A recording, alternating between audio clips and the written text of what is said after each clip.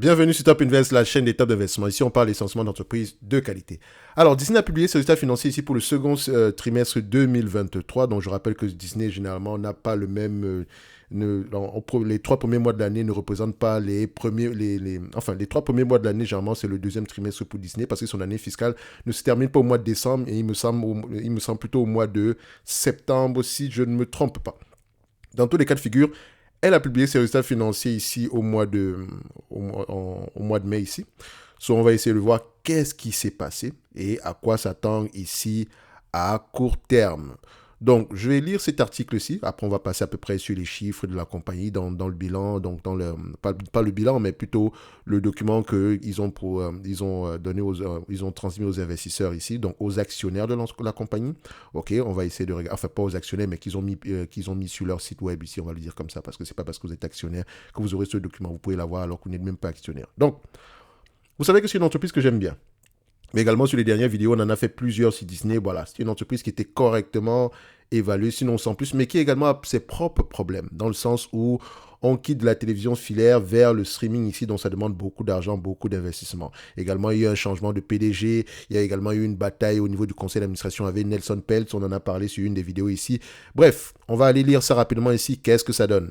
Donc, je rappelle que ceci n'est qu'un raccourci, hein, d'accord? Ce n'est qu'un raccourci. Je ne dis pas que quand vous devez lire les rapports financiers d'une compagnie, vous vous limitez uniquement à un article. Non, moi je prends ce raccourci-là parce que j'ai déjà parlé de cette compagnie-là. On a déjà eu à lire les rapports financiers une fois, deux fois, trois fois. Vous savez à peu près comment on fait ici. C'est juste pour des raisons ici pour la vidéo, d'accord? So, Wall Street, je dis même Wall Street. Walt Disney dégringole de 8,8% ici, blablabla, ça c'est pas intéressant.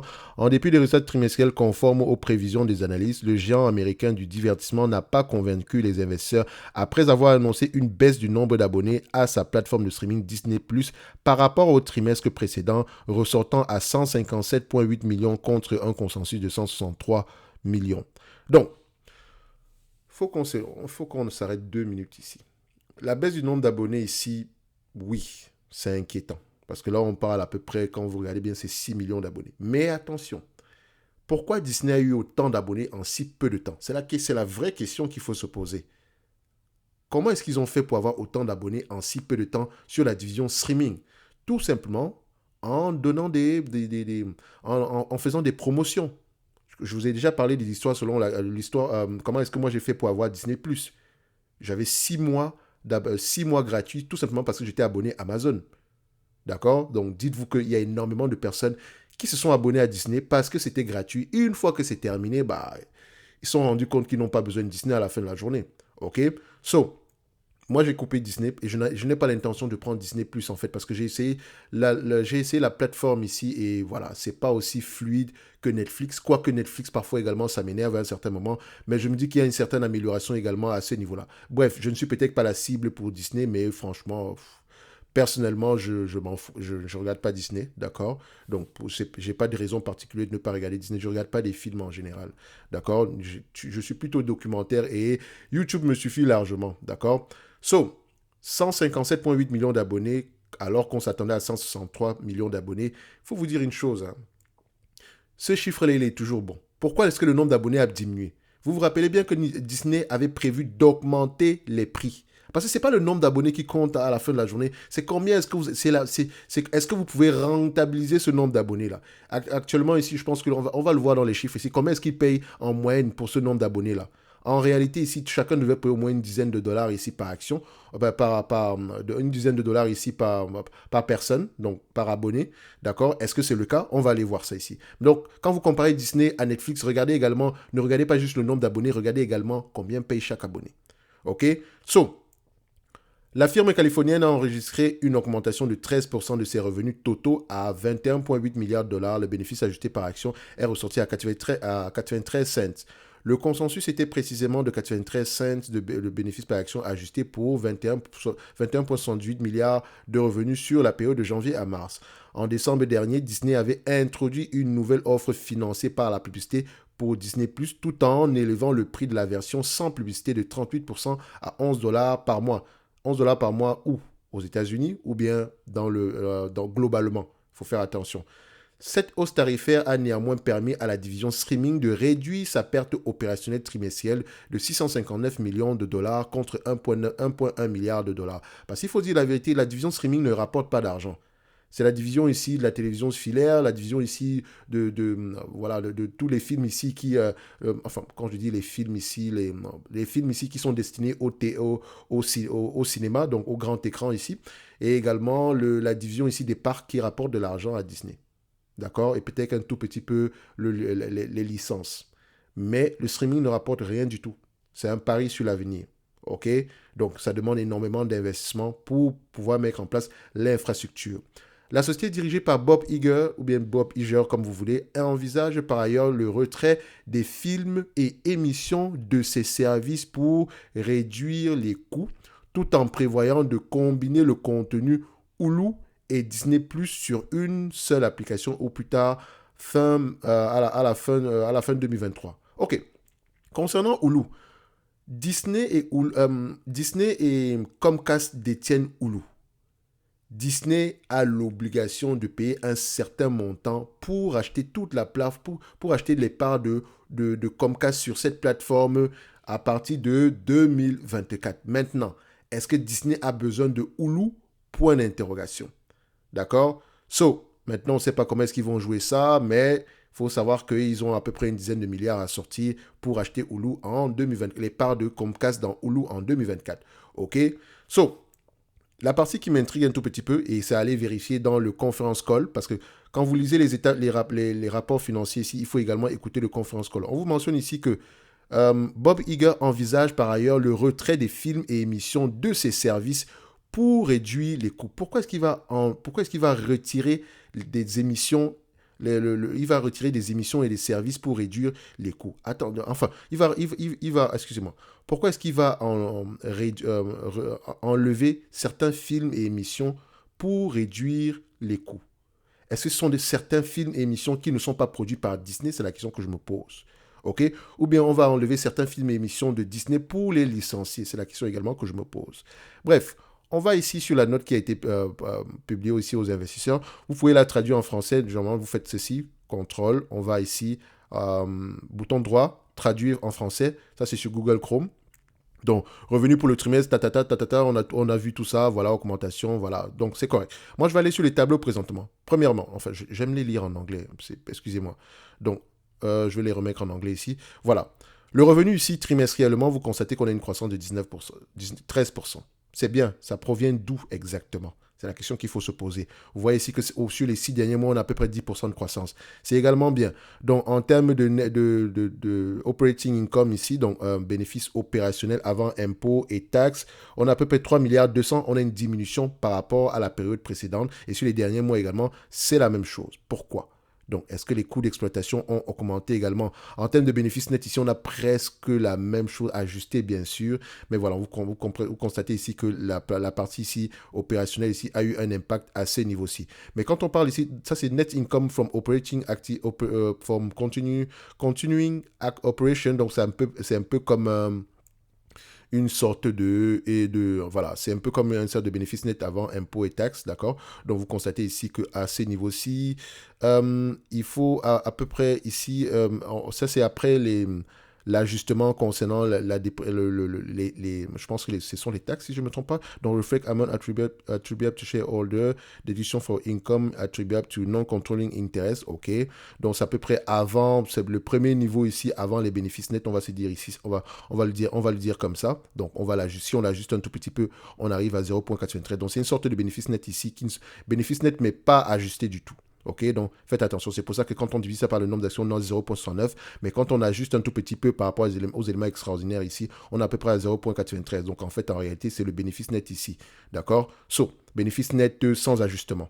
Donc maintenant, cash flow from operating activity ici, dont on a à peu près 3 milliards. On a une évolution par rapport à la période précédente. Et également, quand on regarde sur les 6 derniers mois, on a également 45% ici. On a également une évolution par rapport également à la période précédente. C'est-à-dire que si on a 3 milliards ici, sur les 3 derniers mois, et là, on a 2 milliards 260 sur les 6 derniers mois. C'est-à-dire qu'il y a une période ici où on a perdu de l'argent. En termes de free cash flow, c'est au mois d'avril, on a gagné énormément d'argent. Pourquoi? d'accord? Alors que sur les 6 derniers mois, on ne gagne pas d'argent du tout. Donc, elle investit massivement en dépenses en capital, d'accord? Mais c'est de moins en moins élevé. C'est bien. Donc, on continue ici en termes de... Je vais essayer de regarder ici en... Maintenant, on va aller au niveau de chaque segment d'activité. Vous constatez ici que le secteur média, entertainment et distribution, c'est à peu près le segment de la télévision, voilà, les émissions de télé, ou bien les émissions licenciées ici de Disney. Donc, vous allez voir ici que c'est à peu près 14 milliards, une croissance. En termes de revenus, c'est également une croissance. Donc, Disney Media Entertainment, je pense que ça regroupe également le segment streaming. Faites attention. Disney Park and Experience and Products, c'est à peu près tout ce qui concerne les parcs d'attractions ici, les croisières, etc. Donc, on a à peu près ici plus de 19%. Mais attention, vous allez vous dire que non, croissance, non. 2021, 2020 et je pense qu'une partie de 2019 ici, il y a eu un impact par rapport au Covid. Donc ça, c'est un secteur qui est en train de se relever. C'est une bonne chose. OK? Il faut également regarder dans ce secteur-là, est-ce qu'ils ont augmenté les prix, etc. Donc on peut voir ici qu'en termes de operating income, 24% de croissance, près de 5 milliards ici, alors que le segment médias et distribution rapporte à peu près 1 milliard, alors qu'il pèse plus. Donc, dites-vous qu'il y a beaucoup de charges à ces niveaux-ci.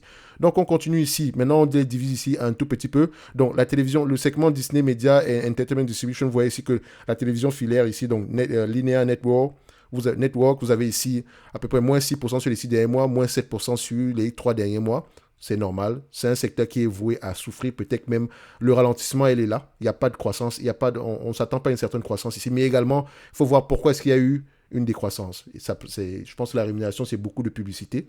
D'accord? Donc, il faut voir ici peut-être que la publicité est en berne, etc. De toute façon, il vous donne la raison ici. Dans Linear Television, ici, Operating Decrease. Donc, pourquoi est-ce que ça a baissé? Donc, on vous dit également ici pourquoi est-ce que ça a baissé. Donc, vous pouvez aller voir ça ici. D'accord? Notamment ici, le fait que la retransmission ici des sports et du sport ici coûte de plus en plus cher, etc. Bref, voilà. En termes de droits télévisés, ça coûte de plus en plus cher. Donc, c'est peut-être également pour ça que ça a diminué. Donc, quand on prend ici Direct to Consumer, donc qui est le segment streaming, ici, vous constatez qu'on a 13% ici en termes de revenus, 12% ici en termes de revenus sur les 3 derniers mois. Donc, il y a une certaine croissance. Donc, ici, ça, c'est la partie où on vend le contenu sur d'autres plateformes ici. D'accord? Donc, ça nous rapporte à peu près 4 milliards.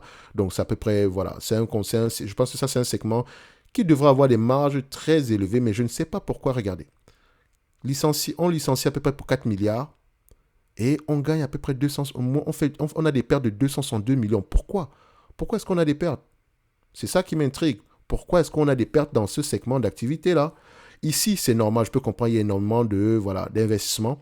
Ici, c'est normal qu'on ait une certaine décroissance ici, mais vous voyez que c'est de plus en plus, c'est très prononcé. On a quand même 35% en moins par rapport à la période précédente. Donc, voilà, ça pèse de plus en plus. C'est important d'aller vérifier pourquoi est-ce qu'on a cette baisse-là. Donc, la raison, vous allez la trouver ici. D'accord? Donc, je vous encourage à aller lire tout ça. Voilà. Ils ont donné tout ça ici.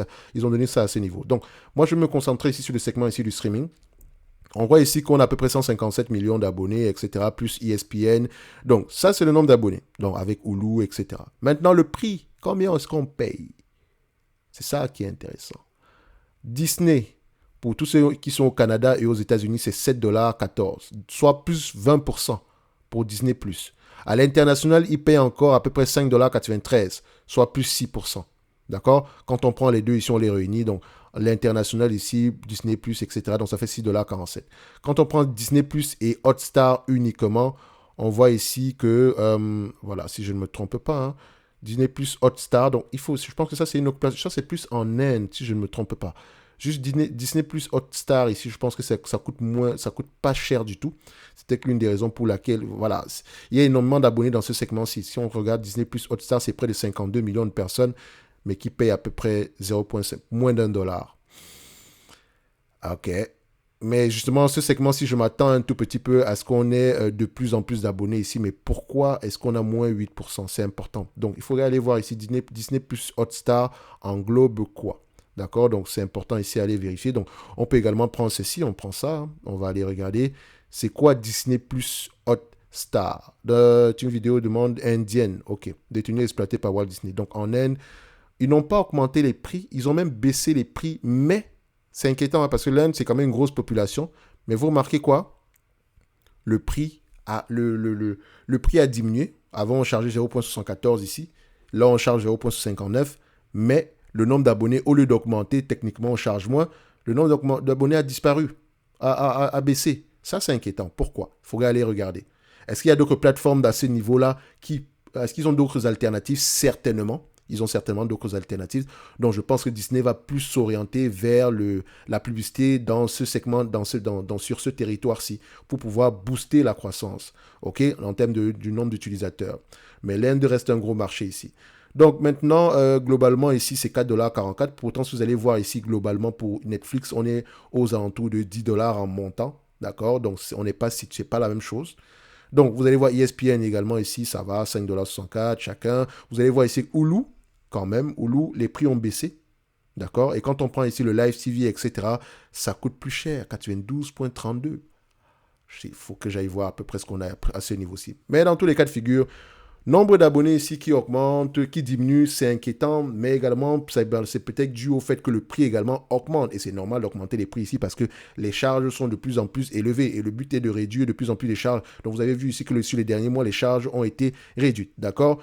Donc, après ça, on peut prendre le segment des parcs d'attractions ici. Vous allez voir que c'est un segment qui redémarre un tout petit peu. Vous allez voir ici 100% à l'international. Vous dites, ah, croissant, non. Ça revient juste à la normale. Donc, il faut comparer ça avec 2019 et 2018 ici. Ça serait important. Sinon, dans l'ensemble, je dirais que voilà, en termes de free cash flow, on n'a presque rien du tout simplement parce qu'on a également énormément d'investissements ici. Donc Disney, il me semble qu'ils avaient coupé, enfin le dividende ici n'est pas d'actualité, ce qui est une bonne chose. Donc ils vont continuer à investir massivement ici dans le contenu, mais également ici pour améliorer l'expérience client sur les plateformes ainsi que sur dans leurs différents packs d'attractions ici, même si les prix augmentent de plus en plus. Mais en termes de valorisation, je dirais que par rapport à toutes les autres plateformes de streaming ici, donc que ce soit non, Netflix quand même, on a remonté très très vite. Donc également ici, je pense que je dirais pas Viacom, mais Paramount, Warner Bros. Discovery, AMCX, je pense que Disney est correctement évalué. D'accord? Si vous l'achetez en date d'aujourd'hui, voilà, elle va pouvoir se reprendre. Certainement. Les analystes planchent ici sur le fait que ça reste un business assez prévisible. Les analystes planchent sur le fait ici qu'on est à peu près 6,72 $ d'ici 2025. OK. Si on regarde la dernière vidéo sur Disney ici, est-ce qu'on a eu une réduction de ce montant? On a même une augmentation de ce montant-là. Il faut aller vérifier pourquoi. Est-ce que c'est parce que le nombre d'actions a diminué ou bien c'est parce qu'on s'attend à des bénéfices nets plus élevés? OK. Donc, ici, on s'attend à 6,72 $. Quand on prend le 6,72 $ ici, 6,72 par rapport au prix actuel à 101 $ l'action. Enfin, techniquement, le prix actuel est de 93 $ l'action, on va le dire comme ça. À l'heure où je tourne la vidéo, 93 $ l'action. On a un rendement sur cours autour de 7,22%. OK? Et ça, c'est 2025. Donc, il faut vous dire que, voilà, c'est déjà assez limite pour les risques qu'on va prendre ici aujourd'hui. Ok, une centaine de dollars ici, Disney, pour moi, c'est correctement évalué. Si on va plus bas que ça, idéalement, c'est un business. Voilà, si on me vend du Disney ici aux alentours de. Et attention, ça c'est juste 2025. Hein, la croissance pourrait continuer ici, mais la croissance ne vient pas gratuitement. Il y a beaucoup d'investissements à faire ici. Donc, on aura à peu près des bénéfices nets en berne pendant une certaine période. Comme je dis toujours ici, Disney, ce n'est pas une entreprise pour des investisseurs qui ne sont pas entreprenants. OK? De toutes les façons, quand une opportunité d'investissement se présente ici, posez-vous toute la question si la situation ici, donc le problème de fond qui a fait à ce que l'opportunité, entre parenthèses, se révèle, pourquoi est-ce qu'on a une opportunité d'investissement? Est-ce que la situation est durable ou temporaire par rapport au problème qu'on va pouvoir identifier ici? OK? So, dans l'ensemble ici, on peut se dire que nous avons ici une entité qui reste correctement évaluée ici. Je pense que Disney va pouvoir s'en sortir en termes de création de contenu, etc. Donc, il n'y a pas de peur par rapport à ça, mais sinon, en termes d'investissement, on est juste correct. D'accord? Je ne m'attends pas à grand-chose. Je peux également me tromper. Je me réserve d'ailleurs le droit de le faire.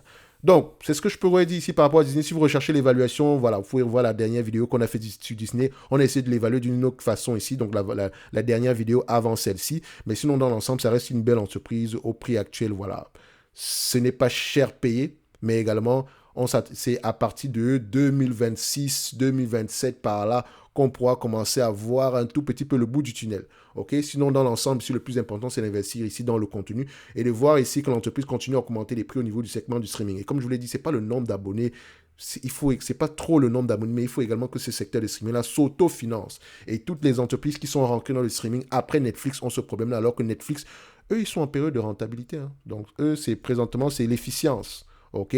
Donc, Ils ont à peu près, ils ont eu le first mover advantage et ils en profitent en date d'aujourd'hui. Maintenant, en termes de, je pense également que pour Netflix, ici, on est également correctement évalué. D'accord? So, par rapport aux bénéfices nets de 2025. On va se donner rendez-vous sur la prochaine vidéo. Et n'oubliez pas, dans la description de cette vidéo, si vous avez le lien vers le service Top Premium ainsi que la Top Newsletter gratuite. Merci.